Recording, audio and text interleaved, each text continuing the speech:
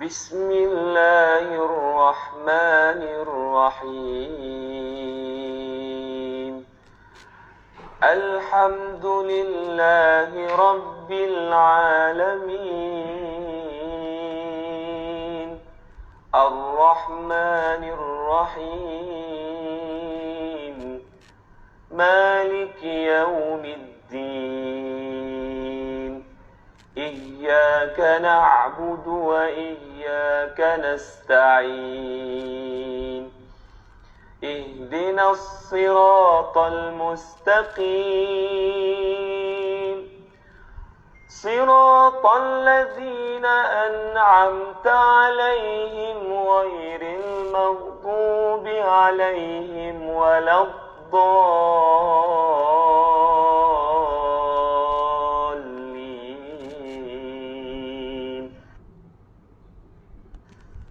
بسم الله الرحمن الرحيم.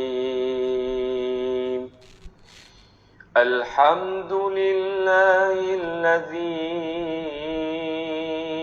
أنزل على عبده الكتاب ولم يجعل له عوجا، قيما لينذر بأسا شديدا من لدنه ويبشر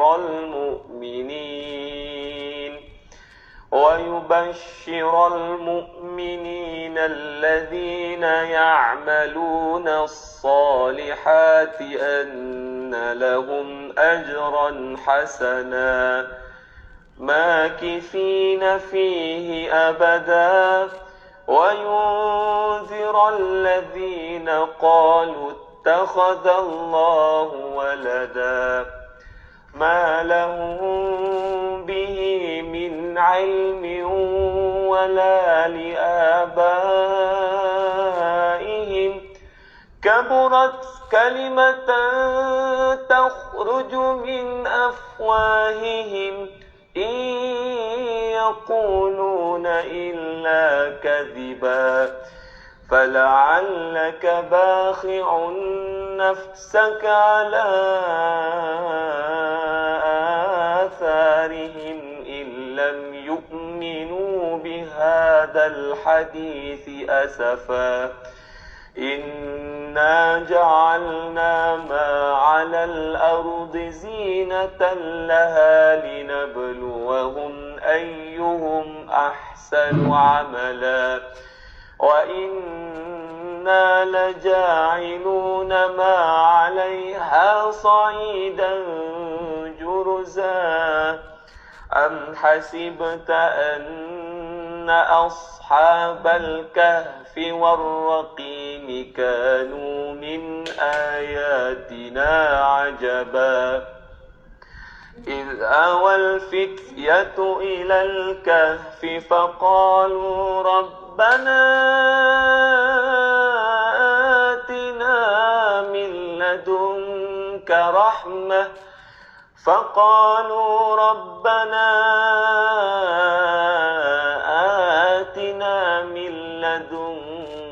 رحمة وهيئ لنا من أمرنا رشدا. وعرضنا جهنم يومئذ للكافرين عرضا، الذين كانت أعينهم في غطاء عن ذكري وكانوا لا يستطيعون سمعا. أفحسب الذين كفروا أن يتخذوا عبادي من دوني أولياء، إنا أعتدنا جهنم للكافرين نزلا. قل هل ننبئكم بالأخسرين أعمالا، الذين ضل سعيهم في الحياة الدنيا وهم يحسبون أنهم يحسنون صنعا أولئك الذين كفروا بآيات ربهم ولقائه فحبطت أعمالهم فلا نقيم لهم يوم القيامة وزنا ذلك جزاؤهم جهنم بما كفروا واتخذوا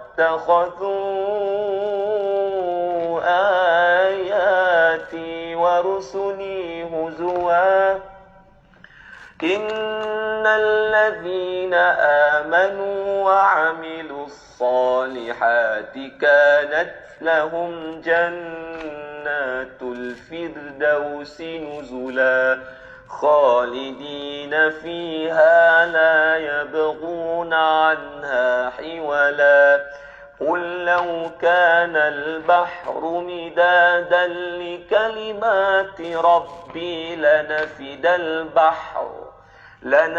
البحر قبل أن تنفد كلمات ربي ولو جئنا بمثله مددا قل إنما أنا بشر مثلكم يوحى إلي أنما إلهكم إله واحد فمن كان يرجو لقاء ربه فليعمل عملا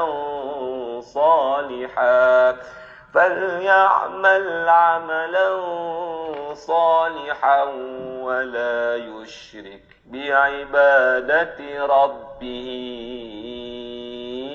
أحدا صدق الله العظيم Sadaqallahul azim, sadaqallahul azim. Subhanallah. Subhanallah, subhanallah, alhamdulillah, Allahu akbar.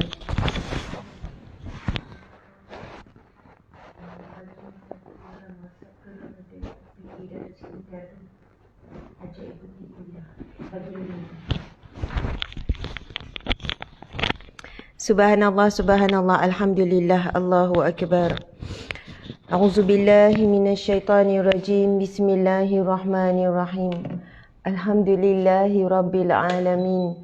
Arrahmanir rahim. Maliki yaumiddin.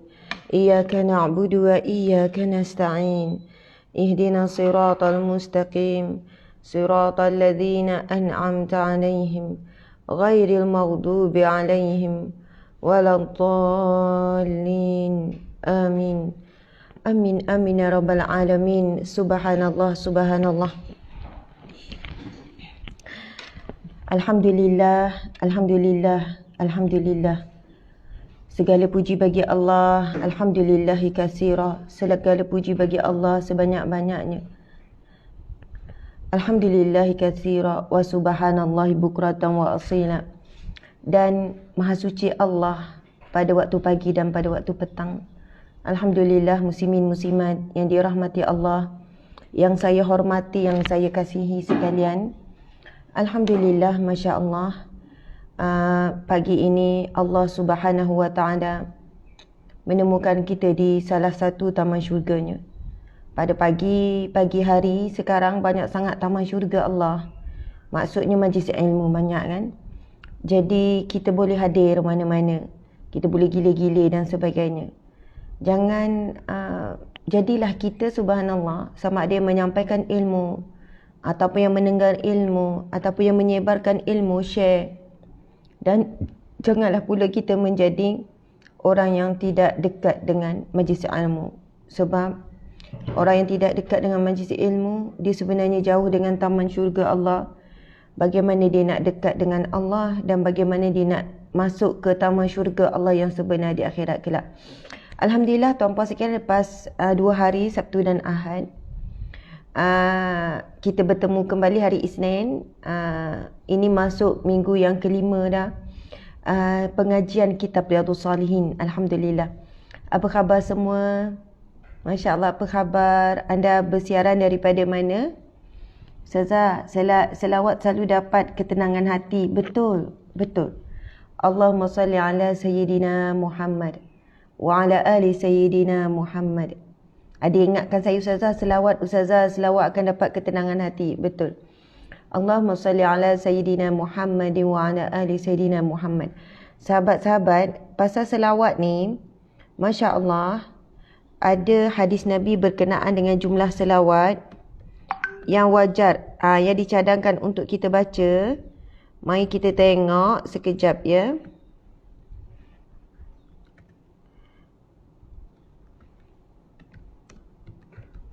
Okey. Allahu Akbar, Subhanallah, Alhamdulillah.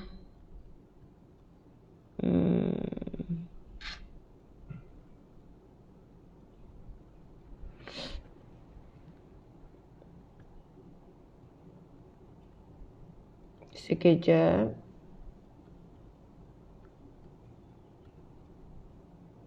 Encik, tentang selawat tu, ada yang berkenaan dengan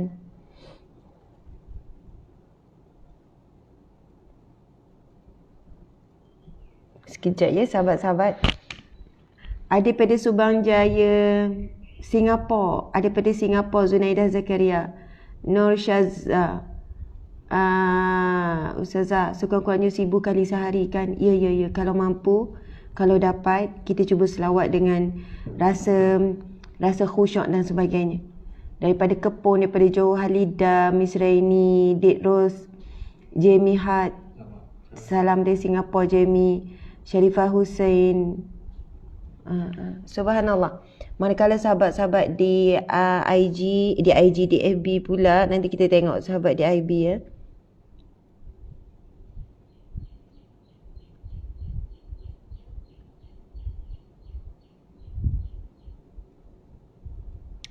Okey, di antara hadis Nabi SAW berkenaan dengan selawat, hadis yang masyhurnya yang biasa kita dengar, encik, sahabat-sahabat di FB. Okey, Ustazah Maah nak tanya, boleh terangkan sekejap tentang cara didikan buat anak umur 6 hingga 8 tahun, terutamanya solat, terutamanya solat subuh. Okey, subhanallah. Umur 6 hingga 8 tahun. Okay, nanti kita kupas sikit. Sahabat-sahabat di FB pula, ada Hamidah Aini Osman, Subhanallah Puteri Mawar, Siti Nozalilawati, Nora Love, Alia Sarah, Rabiatul Adawiyah, Surya Kasih, Hamidah Dali. Terima kasih yang bagi star, Masya Allah. Dah boleh bagi star, malam tadi tak boleh Subhanallah, Nora Love, Puteri Mawar, Zuraini Zabidi, Hamidah, Alimah Muhammad, Kuala Terengganu, Kelantan, JB Nur Atirah. Saya ada grup selawat setiap hari baca 1K setiap orang. Kalau ikutkan dalam 200 saja selepas solat kan. Nuriyati, Subhanallah, Najapa, daripada Semenyih, daripada Kedah Sarimah, Roshani, Waalaikumsalam. Ya, don't sharing. Kita share ya sama-sama dan sama-sama bagi star. Alhamdulillah. Siapa yang malam tadi dah hadir sama dalam program saya dengan Datuk Wida? Siapa yang hadir sama malam tadi? Dan apa manfaat yang anda dapat pada malam tadi? Mungkin boleh kongsikan sikit. Apakah manfaat yang anda boleh dapat daripada perkongsian dengan Datuk Seri Wida malam tadi? Saya dapat banyak ilmu. Saya dapat banyak pengajaran juga. Subhanallah, Allahu Akbar. Tuan-puan sekalian, kita ni kan hari demi hari adalah hari yang baru. Kita mesti ada nekat yang baru. Kita mesti ada semangat. Ya, saya pun sama. Setiap hari juga mengulangi kesilapan, tuan-puan sekalian. Kesilapan selalu diulangi. Tapi tak berhenti. Sebagaimana silap pun tak berhenti, niat, nekat nak jadi baik pun tak berhenti, tuan-puan sekalian. Sentiasa niat, nekat, tak berhenti. Masya Allah.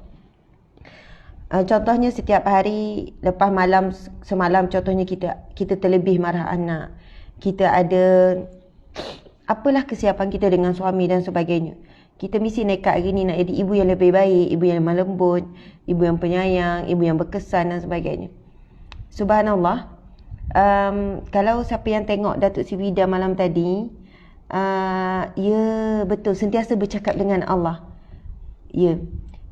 Kita minta staff, Encik, minta unit media yang hadir tolong dengar, tolong download perkongsian malam tadi dan tolong upload di IG supaya lebih ramai dapat manfaat. Datuk Sri Vida jadikan amalan dia macam ni tau. Memang ada pro and cons bila saya bersiaran dengan selebriti di kalangan founder ataupun dengan artis dan sebagainya. Tapi tujuan matlamat utama saya sebut kepada diri sendiri, kepada staff, ada tujuan utama adalah dakwah. Tujuan utama dakwah, mendekatkan golongan agama dengan golongan selebriti seperti ini. Dan ilmu yang kita perolehi, ada kalanya kita melihat kepada siapa yang menyampaikan, ada kalanya kita melihat apa yang disampaikan, lalu kita muhasabah diri. Bila time kita minta sesuatu dengan Allah, minta bahagian akhirat dulu. Subhanallah. Ya, saya tengok di IG tak ada live dengan DSW. Betul, tak ada live, nanti kita share. Sebab malam tadi dekat FB je. Tuan-puan sekalian, berkenaan dengan bagaimana Datuk Sri dah kata dia selalu bercakap dengan Allah, apa-apa minta dengan Allah. Ya Allah, tolong ya Allah, ya Allah. Maksudnya selalu. Tadi saya juga jadikan amalan, tapi kadang-kadang biasa kita berdoa waktu khusus dan sebagainya. Saya tahu sebenarnya memang baik, bagus kalau kita sentiasa berhubung dengan Allah. Hati tu selalu berhubung. Tapi kita pun memang nak ajar hati kita berhubung.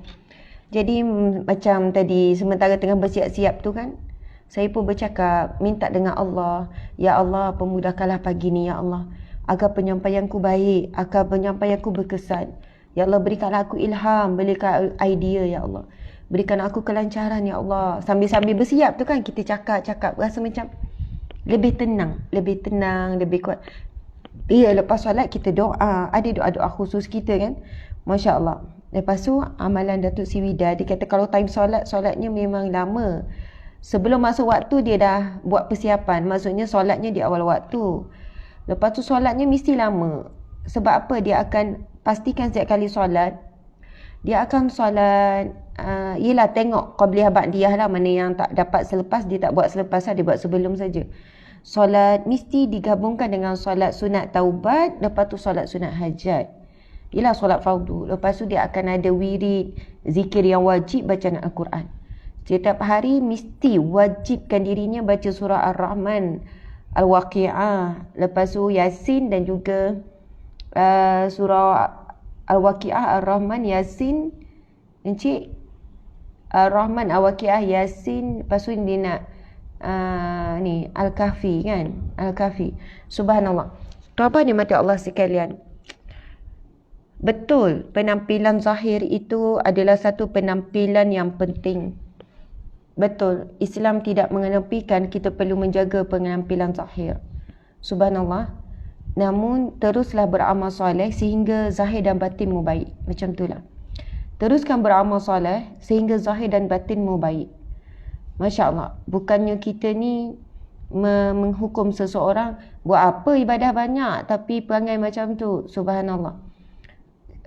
Kenapa kita kata buat apa, seolahnya kita meletakkan nilai amal soleh itu tidak ada apa-apa. Kan, Masya Allah. Contoh kita jumpa seseorang yang, engkau ni solat, zikir, baca Quran tapi tak tutup aurat. Adakah bahawa kita menyatakan bahawa solat, baca Quran, zikir itu tidak memberi manfaat kerana kita mengukur dia tidak tutup aurat? Sahabat-sahabat sekalian, kita katakan bahawasanya, lebih baik kita katakan begini, moga-moga solatnya, zikirnya, ibadahnya boleh mengubah dirinya, subhanallah, menjadi wanita yang salihah. Macam itulah kan. Kita kalau nak tunggu ikhlas pun tak tahu bila ikhlas. Kita buat je amal soleh walaupun terpaksa, lama-lama ikhlas. Beramallah sehingga ikhlas, beramallah sehingga kita jadi baik. Subhanallah, Allahu Akbar, Masya Allah. Jadi muslimin muslimat, terima kasih yang hadir malam tadi. Bagi saya ada dapat banyaklah pengajaran. Jika kita ni nak melihat kebaikan, kita akan jumpa kebaikan. Okey, sahabat-sahabat, berkenaan dengan selawat sikit. Nabi SAW bersabda, ini adalah hadis riwayat Ahmad, Nasai dan Al-Hakim daripada Anas bin Malik. Nabi bersabda yang bermaksud, barang siapa yang bersalawat kepadaku sekali, maka Allah akan bersalawat kepadanya 10 kali. Dan Allah akan gugurkan dosa dan Allah akan tinggikan kedudukannya. Allah tinggikan darjatnya. Tuan-puan sekalian, subhanallah, sekali kita selawat, Allahumma salli ala sayyidina Muhammadin wa ala alihi wa sahbihi wa sallam, ataupun wa ala alihi wa sahbihi wa sallim. Sahabat-sahabat, kita akan Allah akan balas dengan 10 kali salawat. Man shalla alayya salatan wahidatan sallallahu alaihi wasallam salawat. Ia bukan itu sahaja. Allah akan ampunkan kita 10 kali dan Allah tinggikan darjat 10 kali. Sekali selawat, Allah Subhanahu wa taala akan berselawat, iaitu Allah memberikan rahmat kepada kita sebanyak 10 kali dan Allah gugurkan dosa kita asbab selawat 10 kali. Dan Allah Subhanahu wa taala meningkatkan darjat kita 10 kali. Subhanallah. Sahabat-sahabat semua, masya-Allah. Bila kita sebut tentang salawat, ia membawa maksud kita mendoakan Nabi supaya Nabi dapat rahmat Allah. Allahumma salli ala Sayyidina Muhammad. Ya Allah, rahmatilah Nabi Muhammad. Jadi, dalam hadis yang lain, Nabi SAW bersabda, barang siapa yang mendoakan saudaranya secara sembunyi, akan ada pada kepalanya malaikat yang akan menyebut, amin, amin, amin. Akan mengaminkan, malaikat akan mengaminkan doa kita. Dan malaikat mendoakan dengan satu doa, bagimu jua apa yang kamu minta. Maksudnya malaikat doakan kembali apa yang kita minta untuk orang lain tersebut. Dan Nabi sebut itulah doa yang mustajab. Jadi siapa yang nak doa dia mustajab, banyak berdoa untuk orang lain. Dan sebaik-baik manusia yang kita nak doakan adalah Nabi Muhammad sallallahu alaihi wasallam. Masya-Allah. Kalau kita mendoakan orang lain, ya, kita dapat doa yang mustajab. Banyakkan doa untuk jiran, untuk adik-beradik. Ya Allah, ada adik-beradik kita yang susah, doakan dia. Doakan untuk ibu ayah, hebat. Doakanlah untuk suami, untuk anak-anak. Masya-Allah. Sebab apa? Tak rugi kita memperbanyakkan doa untuk orang lain secara sembunyi. Nabi sebut secara sembunyi.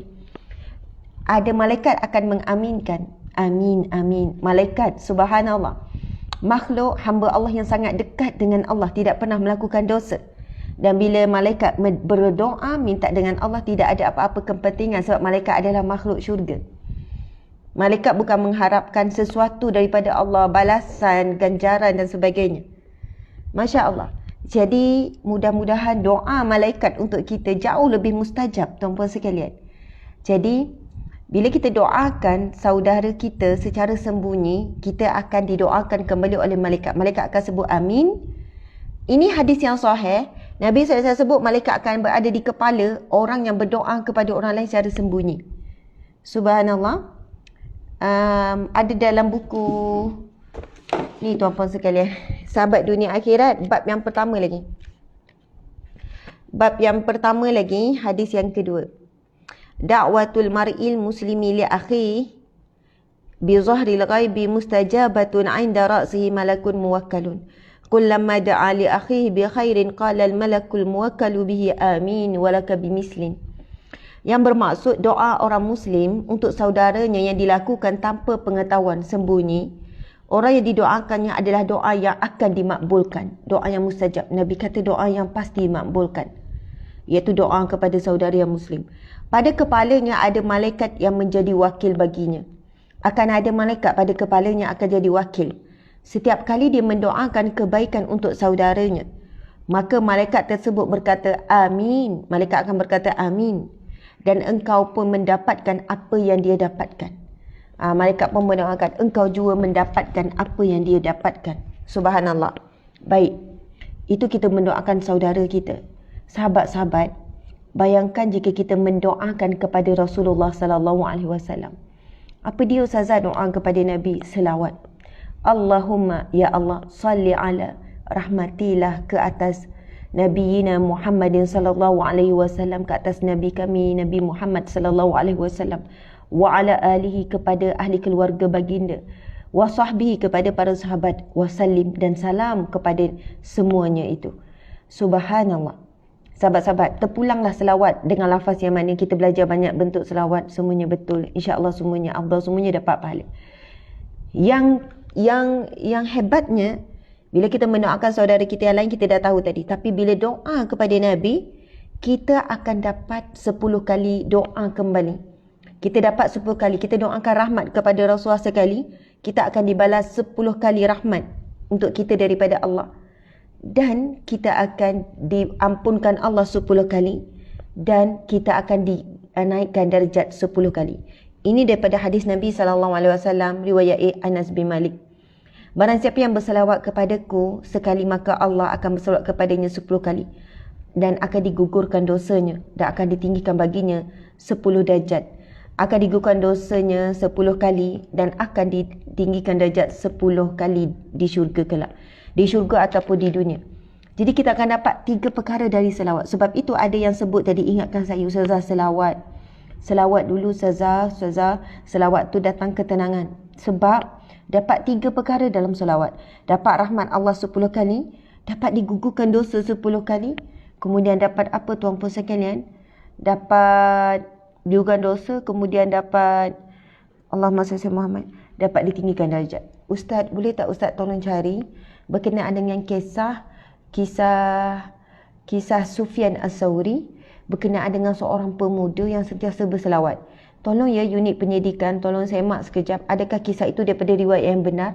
Sufyan As-Sawri dengan seorang pemuda yang bila dia tawaf, dia sentiasa berselawat. Dia tinggalkan semua zikir-zikir yang lain. Dia selawat sahaja. Subhanallah. Nanti kita ceritakan. Okey, sahabat-sahabat ni mati Allah sekalian, tadi ada seorang muslimat yang bertanya Ustazah bagaimana nak didik anak 6 hingga 8 tahun untuk solat subuh. Masya Allah, saya jawab ringkas. Sahabat-sahabat, sebelum tidur kan kita jumpa dengan anak-anak. Wajib tidur. Sebelum tidur jumpa sekejap, pukul 10 sebelum nak tidur tu kan. Lepas dia main, lepas dia baca buku, mungkin lepas tengok TV ke apa, jumpa sekejap. Kumpul suami isteri, ibu ayah dengan anak-anak. Kalau ayah tak nak bekerjasama, tak nak layan, kita ajak kumpul. Bang, jom bang kumpul dengan anak, ajak anak. Suami tak nak layan, ajak anak-anak masuk bilik sekejap. Suami yang tengah rehat semua tu, buat dekat tepi dia. Macam itulah kaedahnya kan. Ikut terpulang kebijaksanaan masing-masing lah. Masya Allah, kumpul sekejap dengan anak. Lepas tu buat apa? Tuan-puan sekalian, itu adalah sunnah Nabi. Nabi tak tinggalkan. Aisyah cerita, Rasulullah setiap kali nak tidur, so buat apa? Rasulullah akan merapatkan kedua tangan. Maksudnya dalam bentuk doa. Rapatkan kedua tangan. Ini hadis Nabi yang sahih. Dalam kitab Adul Soleh nanti kita akan belajar. Bab adab tidur. Nabi buat apa? Sebelum tidur, Nabi rapatkan kedua tangan. Kemudian Nabi buat apa? Nabi akan baca 3 kul. Nabi akan baca 3 kul. Subhanallah. 3 kali Nabi baca. Qul huwallah, qul a'udzu birabbil falaq, qul a'udzu birabbin nas. Selesai baca, Nabi pun akan meniupkan dan Nabi akan sapu seluruh tubuh. Nabi akan sapu seluruh tubuh, tuan-puan sekalian. Seluruh tubuh akan disapu. Sahabat-sahabat yang dirahmati Allah sekalian, Masya Allah, kita tambahlah Al-Fatihah, ayat kursi, tambah. Al-Fatihah, ayat kursi. Al-Mulk kita dah baca lepas maghrib, lepas isyak kan. Al-Fatihah, ayat kursi, lepas tu baca 3 kul tu, lepas tu sapu. Nabi SAW dijamin syurga, dijamin selamat daripada api neraka, dijamin selamat daripada bisikan syaitan. Nabi beramal istiqamah setiap malam sebelum tidur. Kita siapa? Terlalu banyak dosa, tak ada jaminan syurga, tak ada jamin selamat api neraka. Nak sangat syurga, kita nak husnul khatimah. Kita ada impian yang besar, tapi takkanlah 10 minit, tak sampai 10 minit. Kalau kita buat 5 minit, dia lebih kurang. Tak sampai 5 minit lah. 5 minit, tapi satu amalan yang sangat besar, yang sangat hebat. Itu belum dijelaskan. Kelebihan baca Qul Huwallah 3 kali menyamai 1/3 Al-Quran. Kelebihan baca Al-Mu'awwizatain. Al-Mu'awwizatain tu, sahabat-sahabat, 2 surah tu.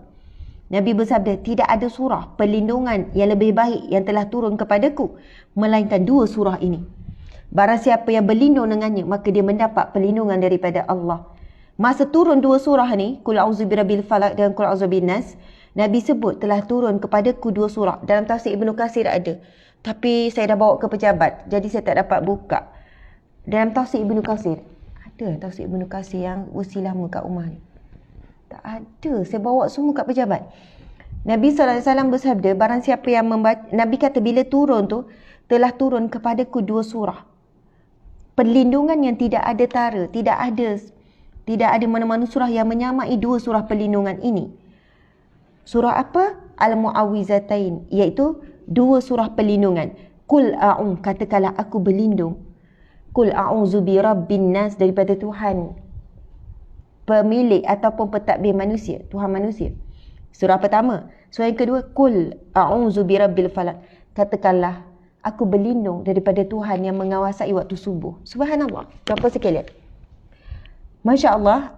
InsyaAllah ada sikit lain kali saya akan detailkan tentang maksud, kelebihan dan beramal dengan, bagaimana nak beramal dengan Al-Mu'awwizatain.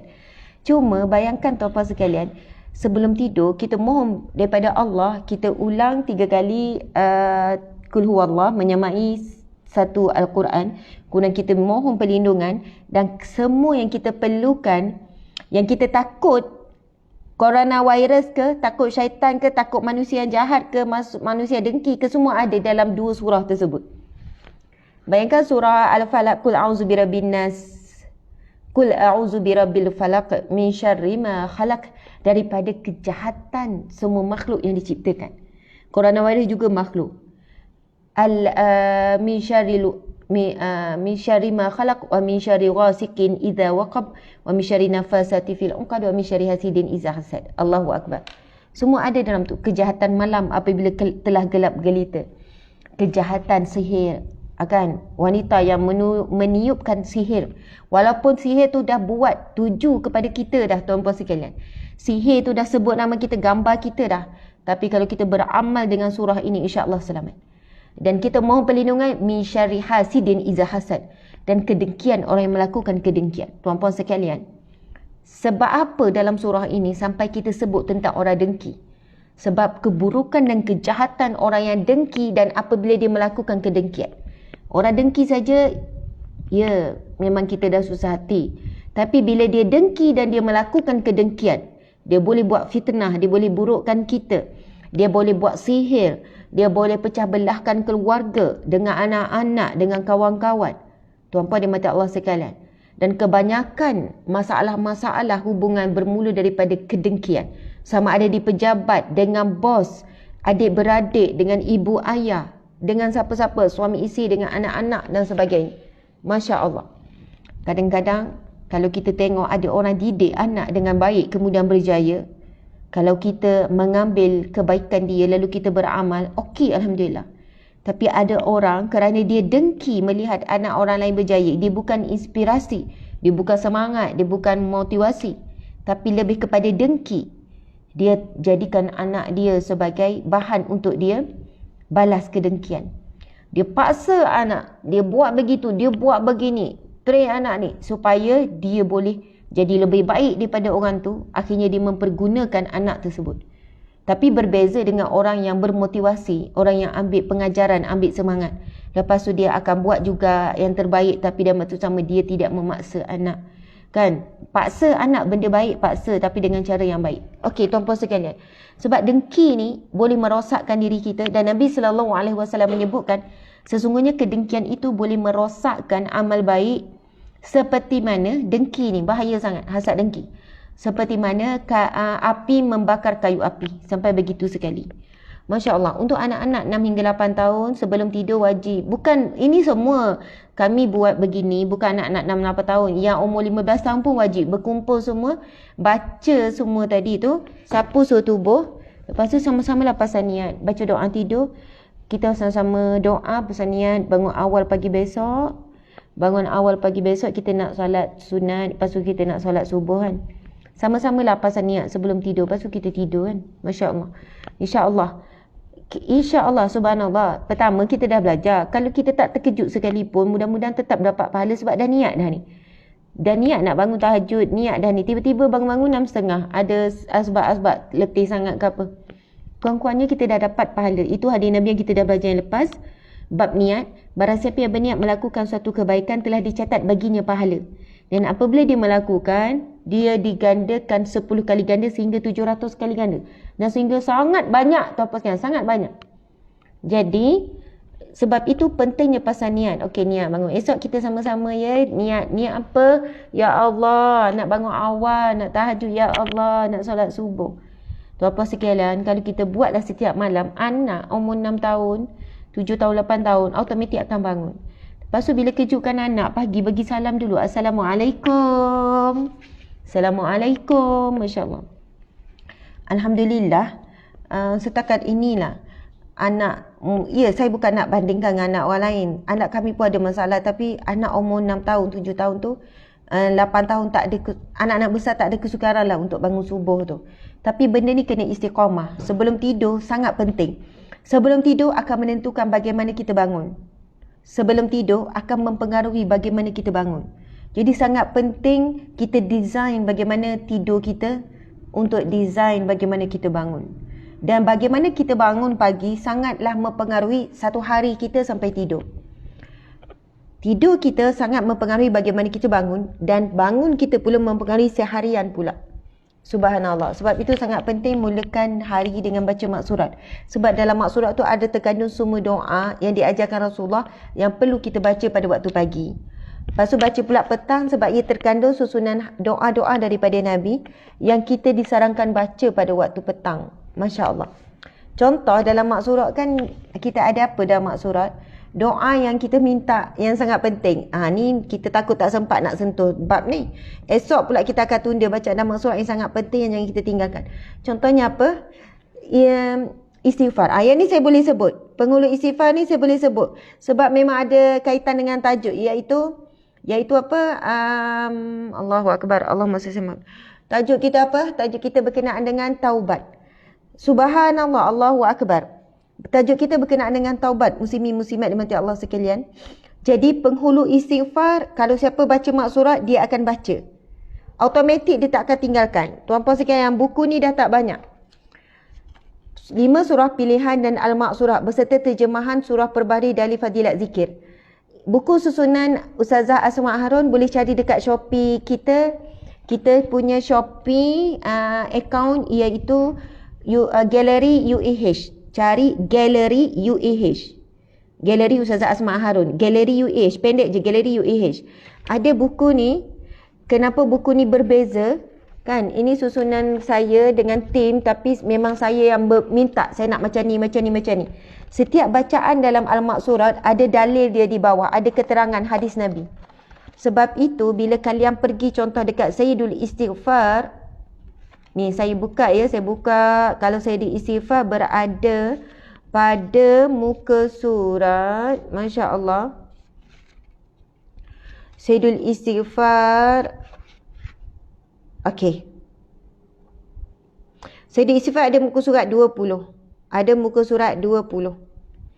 Okey, dengar ya, saya bacakan hadis Nabi SAW daripada Syaddad bin Aus radhiyallahu anhu daripada Nabi, baginda bersabda, penghulu istighfar ialah, dan ini ada riwayat oleh Bukhari dan lainnya, hadis sahih tuan-puan sekalian.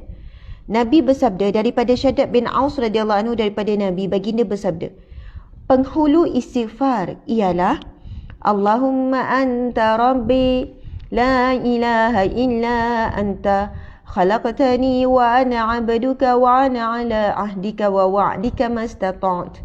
A'udzu bika min syarri ma sana'tu, abu'u laka bi ni'matika 'alayya wa abu'u bi dhanbi faghfir li fa innahu la yaghfiru dhunuba illa anta. Subhanallah. Okey, siapa yang nak beli? Akak dah beli buku ni dalam Shopee kita ada. Sahabat tolong share perkongsian ni supaya lebih ramai yang hadir. Sebab saya rasa sangatlah rugi kita tak beramal dengan perlu istighfar ni. Sangat amatlah rugi. Satu kerugian yang paling besar. Lebih rugi daripada kita kehilangan emas. Lebih rugi daripada kita menghadapi kerosakan harta benda. Siapa yang tak beramal dengan perlu istighfar, ia ada satu kerugian dunia dan isinya. Ibarat begitulah. Sebab pahala, ganjaran, kebaikan yang Allah nak beri daripada perlu istighfar ni terlalu hebat, terlalu besar. Mari kita dengarkan hadis Nabi ni. Kita sambung ya. Nabi bersabda, siapa yang membacanya dengan penuh keyakinan ataupun khusyuk terhadapnya ketika petang, bila baca pada waktu petang, Nabi kata, tiba-tiba dia mati pada malamnya, dia pasti masuk syurga. Nabi kata dia akan masuk syurga. Dan sesiapa membacanya dengan penuh yakin terhadapnya ketika pada waktu pagi, tiba-tiba dia mati pada harinya, dia akan masuk syurga. Dalam riwayat yang lain Nabi sebut dia dicatat sebagai ahli syurga. Soalannya sahabat-sahabat, siapa yang beramal dengan Sayyidul Istighfar ini, dia dijamin syurga, dia dicatat sebagai ahli syurga. Siapa yang baca pada waktu petang, start waktu petang bila? Selepas asar tu petang lah tuan-puan sekalian. Ustazah, saya lupa nak baca Sayyidul Istighfar tu lepas asar. Saya ingat pada waktu maghrib. Bacalah pada waktu maghrib. Ustazah lupa tu maghrib. Dah lepas isyak baru teringat. Tak apa, yang penting baca tuan-puan sekalian. Maksudnya belum mati lagi. Kau teringat tu belum mati. Sempat insya-Allah. Jadi, bila baca lepas petang, selepas asar, Allahumma anta rabbi la ilaha illa anta khalaqtani wa ana abduka wa ana ala ahdika wa wa'dika mastata'tu. A'udzu bika min syarri ma sana'tu. Abu'u laka bi ni'matika 'alayya wa abu'u bi zambi. Faghfir li fa innahu la yaghfiru dzunuba illa anta. Sahabat-sahabat, maksud dia sangat hebat. Allahumma anta rabbi la ilaha illa anta, ya Allah engkaulah Tuhanku dan tiada Tuhan melainkanmu ya Allah. Allahumma anta rabbi la ilaha illa anta khalaqtani wa ana 'abduka. Ya Allah, engkaulah yang menciptakan aku dan aku adalah hamba-Mu. Ia maksud dia tu mendalam sangat sebagai hamba ketika memohon ampun dengan Allah. Khalaqtani wa ana 'abduka wa ana 'ala ahdika wa wa'dika mastata'. Dan aku dalam genggaman-Mu, aku dalam janji-Mu, dan dalam sedaya upayaku aku ni menunaikan janjiku dan sebagainya. Manistata'. A'udzubika min syarri ma sana'tu. Allahu akbar. Ya Allah, aku mohon perlindungan daripada kejahatan yang aku lakukan sendiri. Tuan-puan sekalian, maksud dia sangat dalam. A'udzubika min syarri ma sana'tu. Ya Allah, aku mohon perlindungan daripada kejahatan yang aku lakukan. Tuan-puan sekalian, keburukan yang berlaku, musibah, bala yang terjadi dalam hidup kita, banyaknya bukan kerana orang tu dengki dengan kita, bukan kerana orang tu khianat dengan kita, bukan kerana orang tu buat jahat pada kita dan sebagainya. Tapi bila kita muhasabah sendiri, ya Allah, aku memang layak diuji begini, dosaku terlalu banyak. Jadi kita mohon dengan Allah, ya Allah, Allahumma inni a'udzubika min syarri ma sana'tu. Ya Allah, aku mohon perlindungan daripada kejahatan yang telah aku lakukan. Kita berlindung, kita dah tak nak buat kejahatan tu. Subhanallah, aku berlindung ya Allah daripada kejahatan tersebut. Aku tak nak, tolong halang aku dengan kejahatan tersebut. Dan aku berlindung daripada hasil, kesan, asbab kejahatan tu berlaku keburukan dalam hidup kita. Ya Allah, jangan asbab dosa maksiatku Engkau uji anak-anakku ya Allah. Jangan sebab dosa dan maksiatku ya Allah Engkau uji akan perniagaanku. Apa sajalah yang kita bimbang, kan? Kejahatan tu sih kita mohon berlindung, kita tak nak buat dah. Min syarri ma sana'tu. Kan, abu'u laka bi ni'matika 'alayya wa abu'u bi zambi. Ya Allah, aku mengakui segala nikmat-nikmat-Mu ke atasku dan aku mengakui segala dosa-dosaku ya Allah. Sebab itu sahabat-sahabat, Nabi bersabda, siapa yang beramal penghulu istighfar ini dengan yakin. Itu poin penting. Kalau orang tanya, Ustazah, senangnya nak dapat syurga. Acilah kalau macam tu. Bukan susah sangat pun. Baca pagi satu kali, tak sampai pun lebih kurang 1 minit siap. Tuan-puan sekalian, cuba tengok jam. Penghulu istighfar 1 minit saya rasa siap. Itu jam depan saya. Allahumma anta rabbi la ilaha illa anta khalaqtani wa ana 'abduka wa ana 'ala ahdika wa wa'dika mastata'tu. A'udzubika min syarri ma sana'tu abu'u laka bi ni'matika 'alayya wa abu'u bi zambi. Faghfir li fa innahu la yaghfiru dzunuba illa anta. Sahabat-sahabat, saya baca tak ada laju sangat. Boleh je laju lagi. Tahu tak, waktu dia tak sampai setengah minit. Tuan-puan sekalian, amalan tidak sampai 3,5 minit, hanya tak sampai 30 saat. Tapi dapat jaminan syurga. Kalau fikir logik, macam tak logik. Fikir logik, kita rasa macam mudahnya nak dapat syurga. Macam tu je Ustazah, dijamin syurga kalau kita mati dalam keadaan begitu. sahabat-sahabat dengarkan, kena fahami betul-betul. Nabi SAW sebut, barang siapa yang membaca Sayyidul Istighfar, Allahumma anta rabbi la ilaha anta, yang kita bacakan tadi, Nabi kata dengan yakin. Maksud dengan yakin ini, dia mesti memahami maksud. Tuan-puan sekalian, siapa yang beramal dan berdoa dan hafal, Encik tolong tutup kipas, dah sejuk lah pula. Yang berdoa menghafal Sayyidul Istighfar ini, tuan-puan sekalian, subhanallah, pertama kena naikkan tingkatan memahami maksud. Lepas tu masa baca tu dengan yakin, maksudnya dengan penuh harap. Penuh harap meminta ampun dengan Allah, penuh harap mengakui dosa. Subhanallah, orang yang selalu mengulangi dosa yang sama, dia sebenarnya masa minta ampun dengan Allah, dia tak minta ampun sungguh-sungguh. Kalau betul-betul dia minta ampun dengan Allah sungguh-sungguh, dia tak akan ulang dah dosa. Sebab itulah ciri-ciri taubat yang diterima Allah, iaitu taubatan nasuha. Syaratnya adalah menyesal, tinggalkan dan tidak ulang. Jadi kalau siapa yang bertaubat, bacalah Sayyidul Istighfar, tapi lepas tu sebaik lepas tu buat dosa lagi, apa tandanya itu? Ciri-cirinya apa itu? Kita bimbang, sebenarnya kita hanya berdoa ataupun buat Sayyidul Istighfar bukan kerana Allah, tapi mengharapkan syurga Allah, bukan dengan redha Allah. Macam mana nak dapat syurga Allah kalau bukan dengan redha Allah? Sebab itu tuan-puan sekalian, bila Nabi sebut barang siapa yang membaca Sayyidul Istighfar pada waktu petang dengan keyakinan, maksud dengan sungguh-sungguh, dengan betul-betul baca, dengan beramal, kan? Masya Allah, jika dia mati, Nabi kata, jika tiba-tiba dia mati. Maksudnya di sini, sahabat-sahabat, Nabi sebut, tiba-tiba dia mati pada malamnya. Seolahnya walaupun mati mengejut, tak ada sakit, tak ada apa, tiba-tiba dia mati pada malamnya, Nabi sebut. Tiba-tiba dia mati pada malamnya, Masya Allah, akan dicatat baginya ahli syurga. Dia akan masuk syurga. Dalam hadis ni kita baca dia akan masuk syurga, dijamin syurga. Maksudnya kalau matilah antara selepas kita baca sampai subuh. Sampai subuh. Kan mati tengah tidur ke, dia akan masuk syurga. Dan Nabi sebut, Nabi sambung sabda, barang siapa yang baca pula pada waktu pagi, tiba-tiba dia mati pada waktu siangnya. Baca pagi tadi, kalau matilah lepas Zuhur ke, lepas Asar ke, antara waktu sampailah kita nak baca lagi sekali, Nabi sebut dia akan masuk syurga. Subhanallah. Sebab itu kita kena memahami. Okey, mungkin ada orang kata, Ustazah, boleh tak Ustazah tulis? Sebab apa? Saya takut, saya tak erti cara apa. Okey, saya akan tuliskan ya, Sayyidul Istighfar ini, dan kita akan tulis maksud sekali.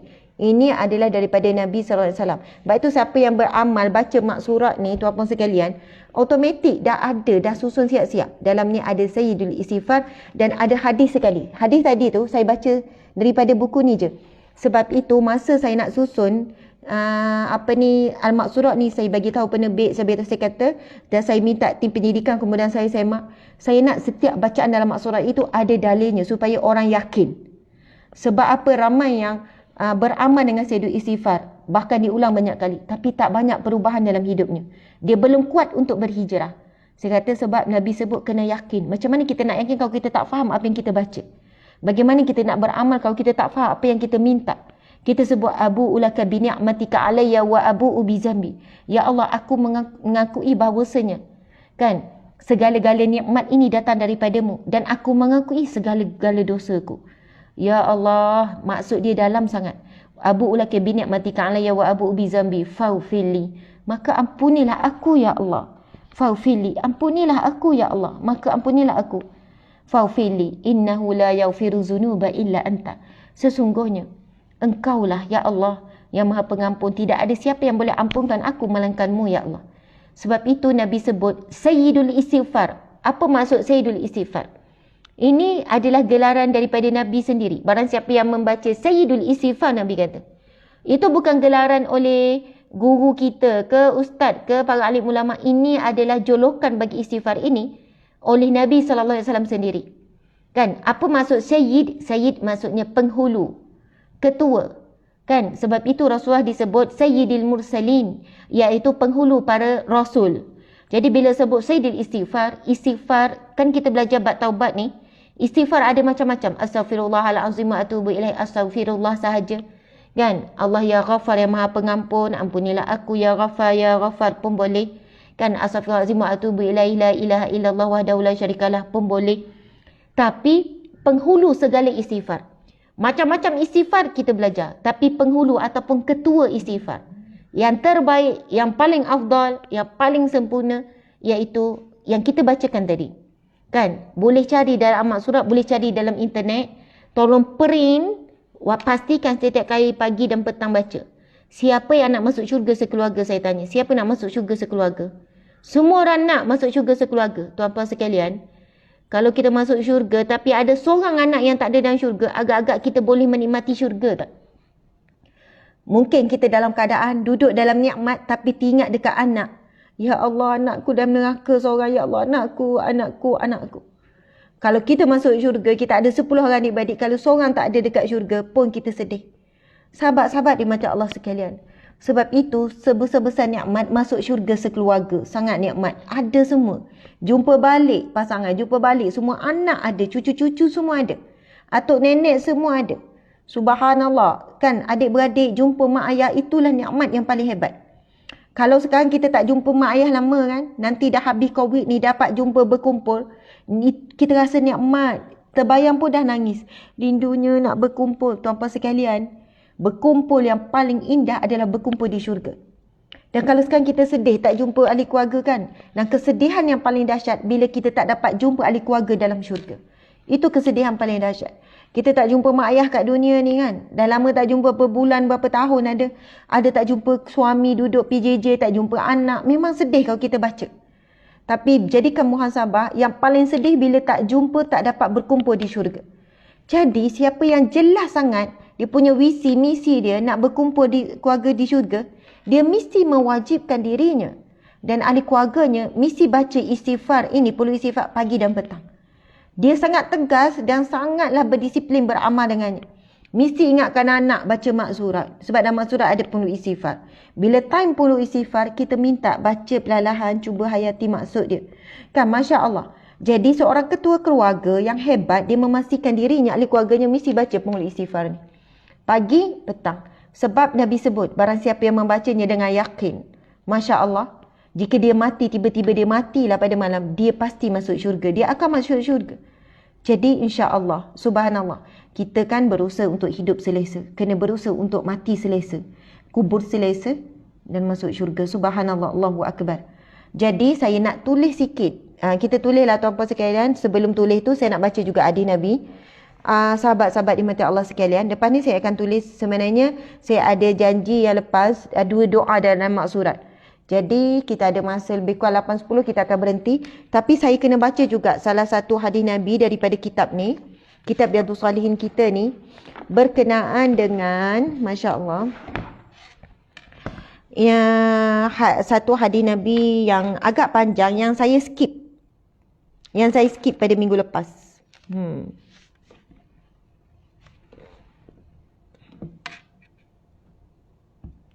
Okey, Masya Allah. Iaitu hadis yang ke-19. Hadis yang ke-19 dalam kitab Riyadhus Shalihin. Hadisnya adalah hadis yang ke-19. Tapi dalam bab taubat, hadis yang ke-7. Dalam kitab Riyadhus Shalihin, ini adalah turutan hadis yang ke-19. Tetapi di hadis yang ke-7 dalam bab taubat. Siapa yang ada kitab Riyadhus Shalihin, siapa yang nak beli pun boleh cari dekat Shopee, Galeri UAH. Okey. Hadisnya panjang. Sebab tu saya skip pada minggu lepas. Hari ni kita kena baca. Kita tak boleh skip. Kita kena baca semua. Kita akan baca kitab Riyadhus Shalihin daripada kulit ke kulit. Sampai bila Ustazah? Mungkin setahun baru habis. Mungkin 2 tahun. Mungkin sampai mati. Biarlah kita mati istiqomah menuntut ilmu. InsyaAllah. Kita cuba, bukanlah janji, kita cuba berdekat. Janji setia pun boleh. Okay, subhanallah. Okay. Bismillahirrahmanirrahim. Dari Zir bin Hubash berkata, saya mendatangi Safwan bin Asal. Jadi Safwan, sahabat-sahabat, nama salah seorang sahabat Nabi. Ada beberapa orang sahabat Nabi yang bernama Safwan. Anak kami pun ada nama Safwan. Jadi siapa yang nak letak nama Safwan, boleh. Safwan, asal perkataan Safi, maksud dia lembut. Dan memang kami tengok pada anak kami yang nama Safwan ni, lembut. Bukan lembut apa kan, encik suami? Hati lembut. Yang paling mudah dan cepat menangis Safwan. Cakap pasal mati, nangis. Bila cakap pasal neraka, nangis.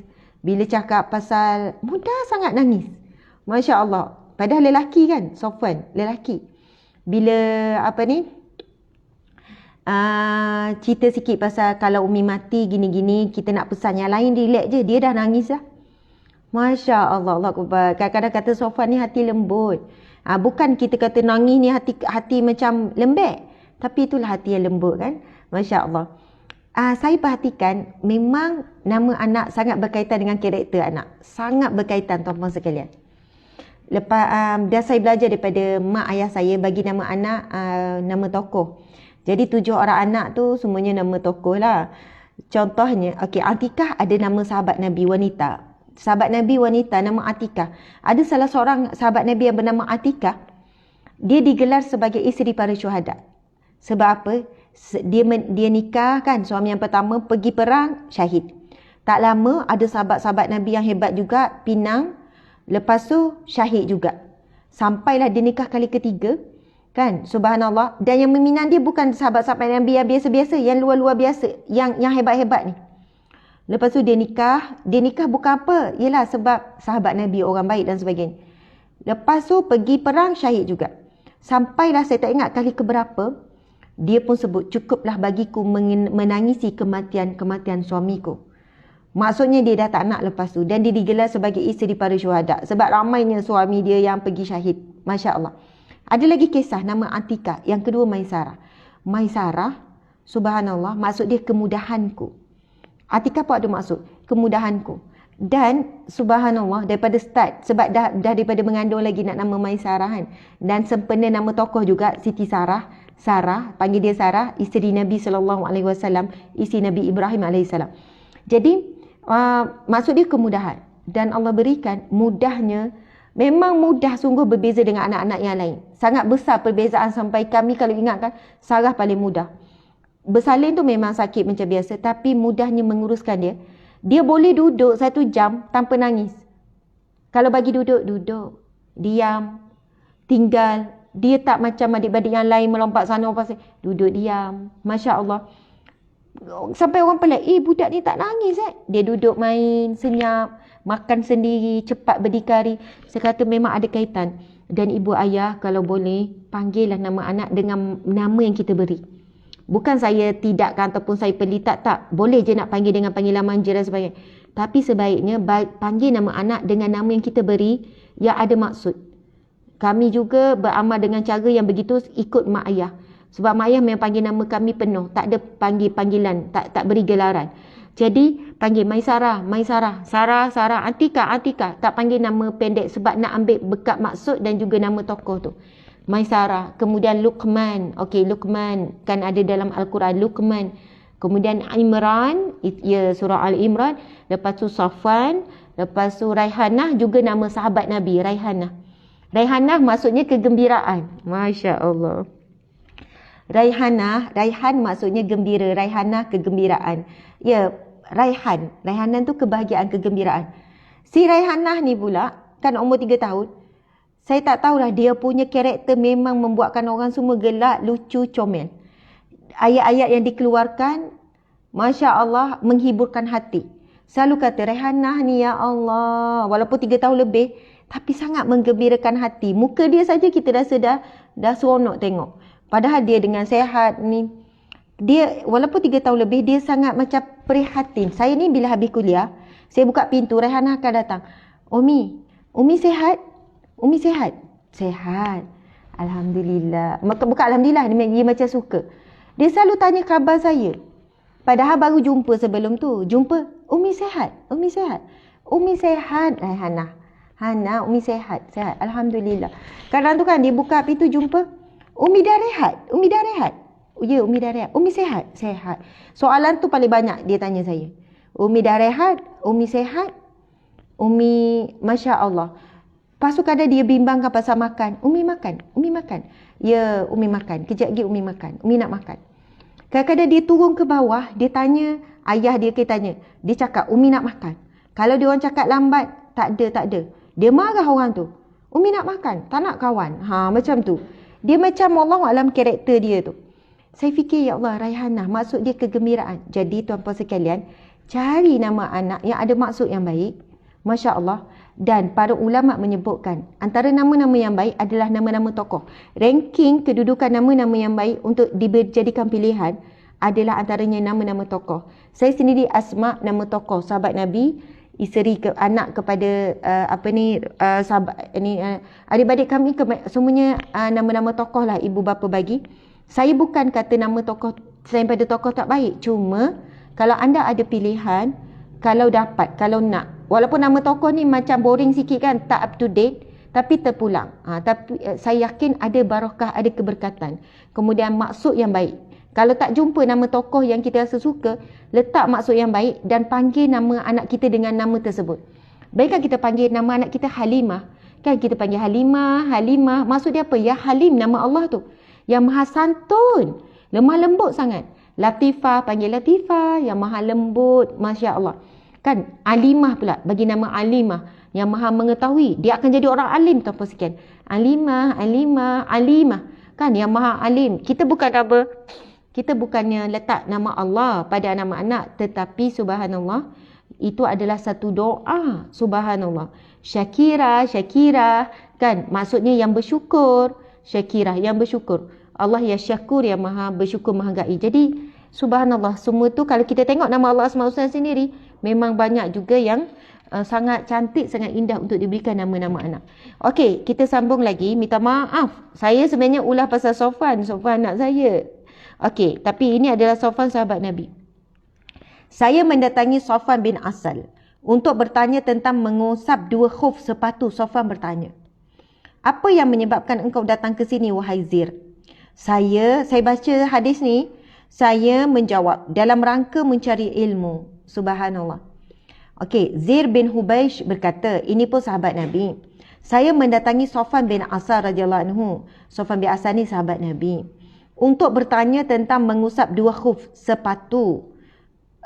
Dia nak pergi menuntut ilmu, nak tanya kepada Sofwan tentang bab hukum menyapu sepatu khuf, ambil wuduk, sapu atas khuf. Nanti kita terangkan sikit. Lalu Sofwan bertanya, apa yang menyebabkan engkau datang ke sini wahai Zir? Apa sebab ni? Kamu datang tujuan apa wahai Zir? Sebab Zir yang datang jumpa Sofwan kan? Faham ya? Saya menjawab, dalam rangka mencari ilmu. Saya datang nak cari ilmu. Ia berkata lagi, lalu Sofwan bersabda.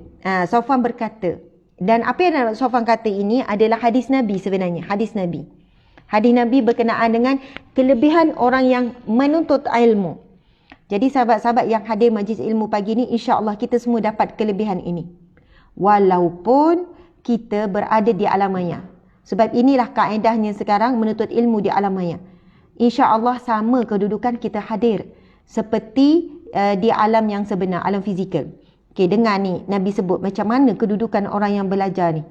Nabi dalam rangka mencari ilmu, ia berkata lagi, sesungguhnya para malaikat meletakkan sayap-sayapnya kepada orang yang menuntut ilmu kerana redha dengan apa yang ia cari.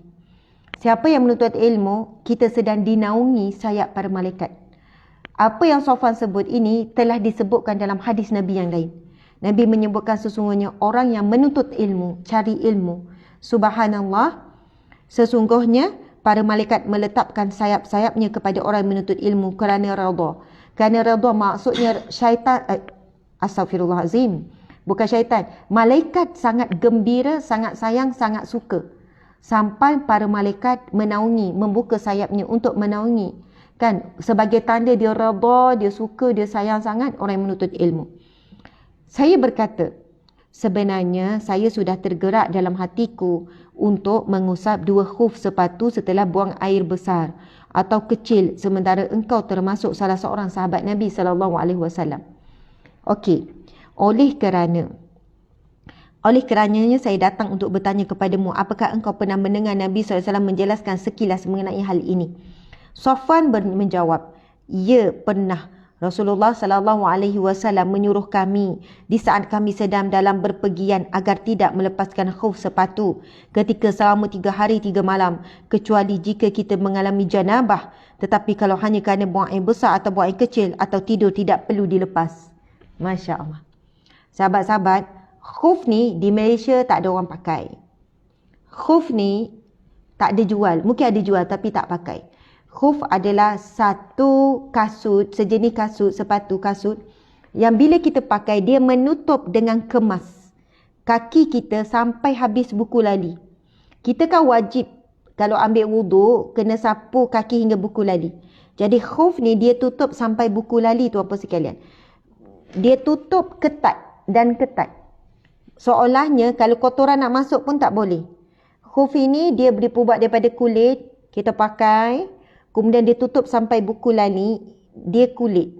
Maksudnya dia bukannya bila kena air menyerap, tak. Dia kulit, lepas tu dia melekat. Maksudnya kotoran pun tak boleh masuk. Dan hukum siapa yang memakai khuf, dan biasanya negara yang mana pakai khuf ni? Negara yang ada musim sejuk. Kalau kita pakailah khuf ni, berpeluh-peluh lah kaki tu. Berpeluh-peluh mungkin melecet lah, tak sesuai lah dengan suhu, dengan keadaan negara kita ni. Tapi kita tahu, saya pernah belajar di Mesir kan, siapa yang pernah pergi ke musim sejuk di negara Arab ni, Masya Allah, Mekah, Madinah ni, kalau musim sejuk tu, sejuk yang teramat sangat. Dan biasa kalau kita sejuk, perasan ke tidak? Sejuk tu di kaki, yang jadi beku kaki tu. Jadi Safwan bercerita, pernah kami berpergian selama 3 hari berturut-turut. Maksudnya pergi musafir. Kan? Dan ia berlaku kemungkinan besar di musim sejuk. Wallahualam mungkin berlaku juga perjalanan itu di musim yang lain. Subhanallah, berpergian selama 3 hari. Maksudnya pergi musafir. Mungkin pergi perang ke, pergi buat dakwah ke, apalah 3 hari.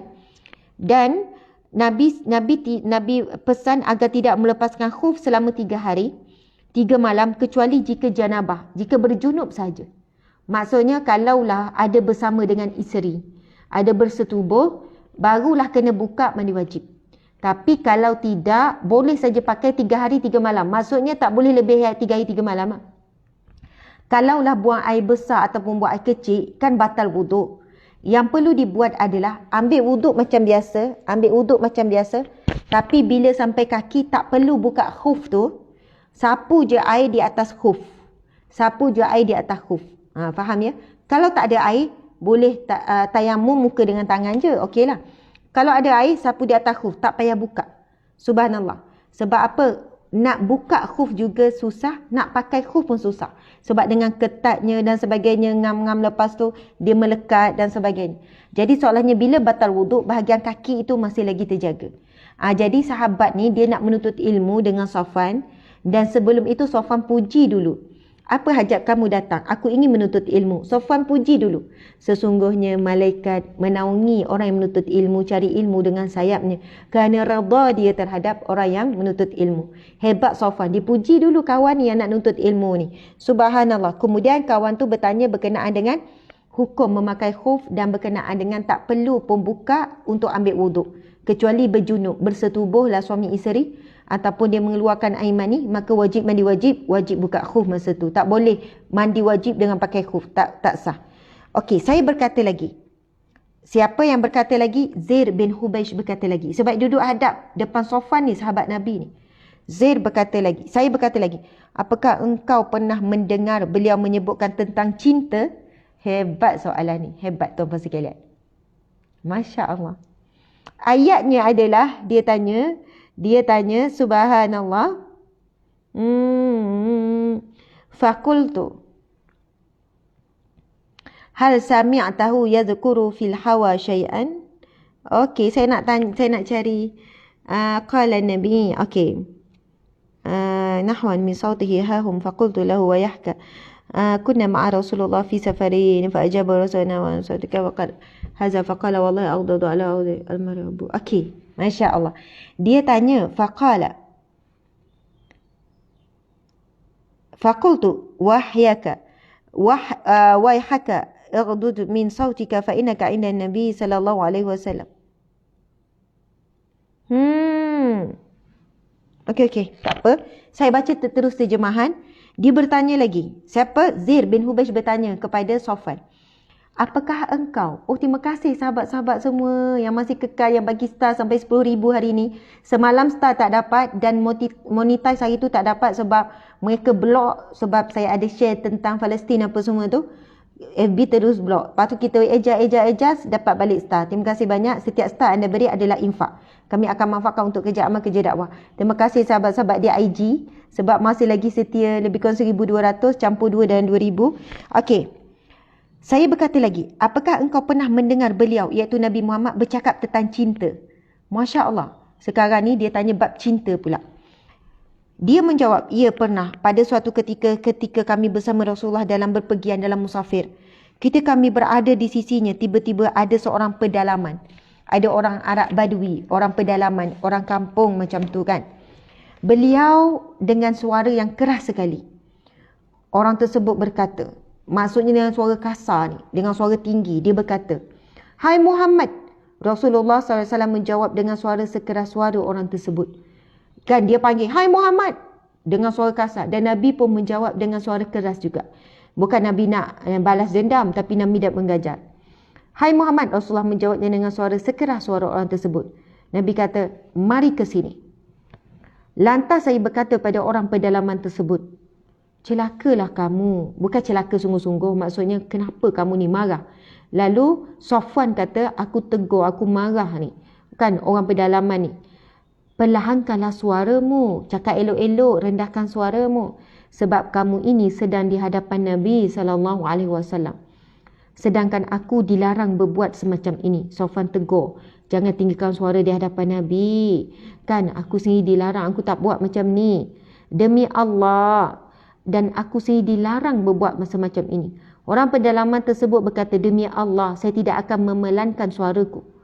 Subhanallah. "Demi Allah, saya tidak akan memelankan suaraku." Subhanallah, orang Arab ni dia kata, "Demi Allah, aku tak akan perlahankan suaraku." Punyalah itu kan, perangai itu kan, "Aku tak akan perlahankan suaraku." Lepas tu dia pun berkata, "Demi Allah, saya tidak akan menelangkan suaraku." Kemudian dia berkata kepada Nabi SAW, ada orang mencintai suatu golongan tetapi ia tidak dapat menyamai mereka. Lalu Nabi menjawab, seseorang itu bersama orang yang dicintai kelak pada hari kiamat.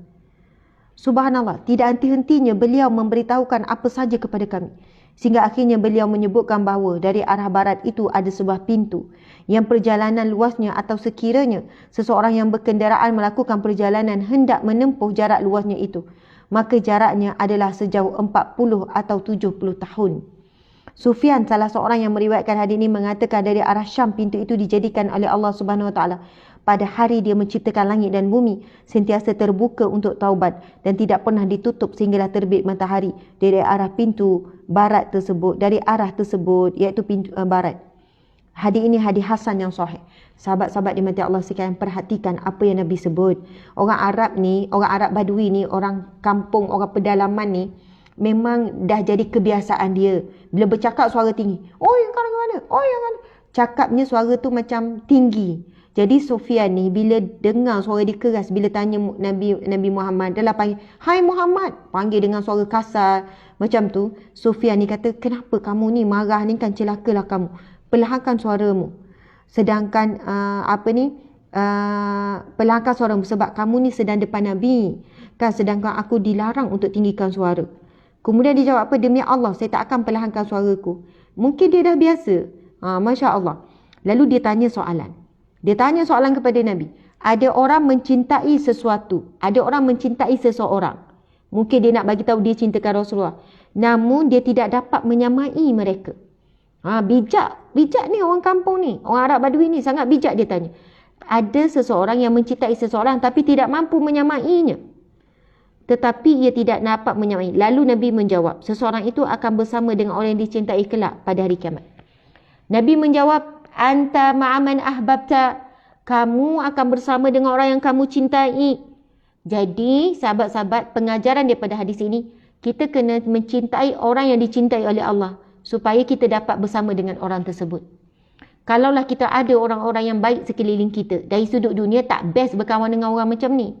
Kan kaki zikir, kaki selawat, dia kaki majlis ilmu, kaki sedekah. Yang seronoknya kaki shopping, kaki jalan. Ini seronok berkawan. Kejap pergi nyoping, kaki makan. Kejap pergi kedai tu, kedai iman. Oh, memang seronok. Subhanallah, kadang-kadang kaki tazkirah ni kejap-kejap nasihat. Kita rasa macam, Dia ni boring lah, sikit-sikit ajak zikir, sikit-sikit ajak majlis ilmu. Kadang-kadang rasa nak block lah pula, kejap-kejap nasihat, tak ada benda lain bagi. Subhanallah tuan-puan sekalian. Tapi fikir betul-betul. Agak-agak sahabat-sahabat dimati Allah sekalian, mana yang dekat dengan jalan-jalan menuju syurga Allah. Ada yang kaki ngumpan, ada kaki kutu orang, kawan dengan dia, kita pun jadi kutu orang juga. Jadi tuan-puan dimati Allah sekalian, kita sayang siapa sekarang? Siapa orang kita sayang sekarang? Cuba tengok.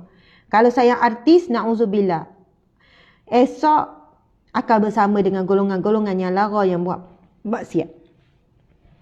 Siapa yang sayang sekian-sekian. Jadi kita ni, sahabat-sahabat, kalau kita sayang Rasulullah, Nabi sebut, anta ma'aman ahbabtah, kamu akan bersama dengan orang-orang yang kamu sayang. Orang-orang yang kamu cintai. Jadi, kita kena sayang Nabi sallallahu alaihi wasallam supaya kita akan bersama dengan Rasulullah sallallahu alaihi wasallam. Okey. Sahabat-sahabat, sedulah pula Encik. Tak apa Encik. Sabar. Sebab kita dah nak habis. Cuma saya nak sebut, Nabi menyebutkan tentang daripada arah barat tu ada sebuah pintu yang perjalanannya luasnya, atau sekiranya seseorang yang berkenderaan melakukan perjalanan hendak menempuh jaraknya, maka jaraknya adalah sejauh 40 atau 70 tahun. Nabi kata ada pintu, ada satu pintu yang mana perjalanan di situ antara 40 atau 70 tahun. Besarnya. Jadi Sufyan ni menyebutkan pintu itu adalah dari arah Syam, pintu itu dijadikan Allah. Daripada arah Syam. Syam ni, apa sekalian, Syam ni negara Syam. Syam yang disebut dalam sejarah, dalam hadis Nabi, Syam. Ia meliputi 4 buah negara hari ini. 4 buah negara. Iaitu negara apa? Syam ini terdiri pada Syria, Palestin, kemudian Syria, Palestin, negara yang duduk sepadan 4 buah negara. Encik, negara apa? Syria, Palestin, kemudian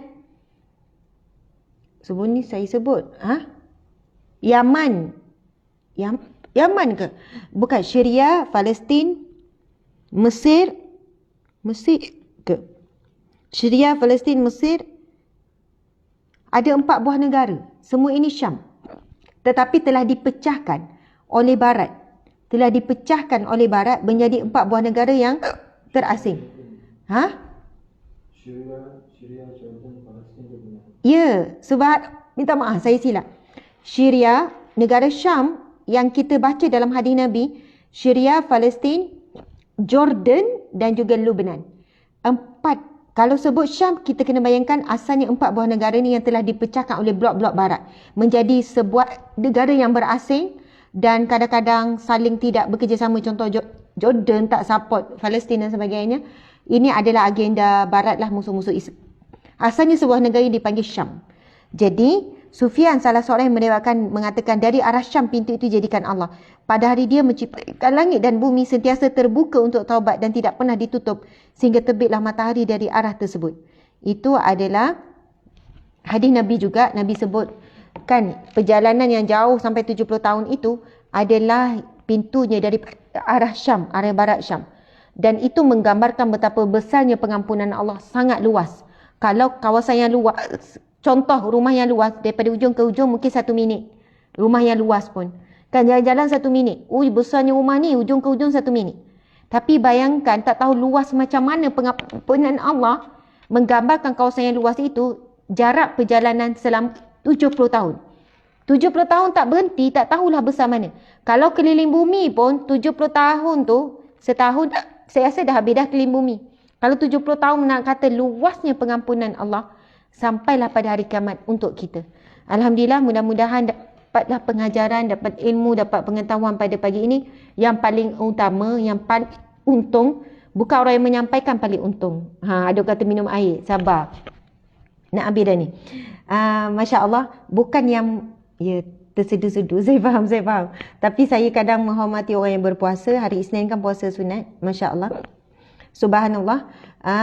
Tuan-puan dimati Allah sekalian. Saya sudahi dengan bukan yang menyampaikan itu paling untung, bukan orang yang mendengar ilmu paling untung, tapi yang paling untung orang yang beramal. Kita sama-sama beramal dengan sedu istighfar, beramal dengan apa ilmu yang kita belajar hari ini dan sebelumnya. Alhamdulillah, sekadar itu hari ini tuan-puan sekalian. Jumpa pagi besok dalam kita bab taubat. Comel, bersedu-sedu kan macam budak-budak. Okey, alhamdulillah. Kita baca apa? Tasbih kafarah dan surah Al-As. Bismillahirrahmanirrahim. Subhanakallahumma wa bihamdika asyhadu an la ilaha illa anta astaghfiruka wa atubu ilaik. Bismillahirrahmanirrahim. Wal 'asr innal insana lafi khusr illa allazina amanu wa 'amilus solihat wa tawasaw bil haqqi wa tawasaw bis sabr. Sadaqallahul azim. Subhanallah. Okey, sahabat-sahabat dimati Allah sekalian, masya-Allah, alhamdulillah. Sahabat-sahabat, siapa yang nak korban jangan lupa masih ada masa. Sebab ada orang kata, kalau ada orang kata ustazah dah hilang dah, alhamdulillah. Saya memang pesan pada suami, bahkan saya kalau hari sama juga kalau saya ceramah dekat luar ataupun ceramah live, kalaupun saya tak puasa, saya elakkan. Bukan apa, saya rasa macam saya sangat kagum dengan orang yang boleh istiqamah puasa Isnin Khamis. Jadi saya tak dapat jadi orang yang seperti itu. Kawan-kawannya saya menghormati orang tu, itu kaedah saya, bukan disuruh oleh siapa-siapa lah. Saya kata saya takkan minum live kalau hari Isnin Khamis sebab saya tahu ramai orang yang berpuasa Isnin Khamis. Jadi mudah-mudahan dengan kita menyayangi dan menghormati, menyantuni orang begini, kita pun boleh bersama dengan orang baik-baik macam ni lah. Subhanallah, sahabat-sahabat, kita kena cinta dan sayang orang yang mencintai Allah supaya kita dapat bersama mereka. Ingat Nabi sebut anta ma'aman ahbabta, kamu bersama dengan orang-orang yang kamu cintai. Jadi cintailah orang yang mencintai Allah. Kita dapati ramai orang-orang baik keliling kita. Ada yang jaga solat, ada yang jaga puasa, ada yang jaga sedekah dan sebagainya. Jadi masya-Allah, sayangi ibu ayah kita, sayanglah semuanya, masya-Allah, alhamdulillah. Saya pun sayang semua kerana Allah, kerana Rasulullah sallallahu alaihi wasallam. Sekian, assalamualaikum warahmatullahi wabarakatuh. Okey. Sebab suami saya dah keluar, saya kena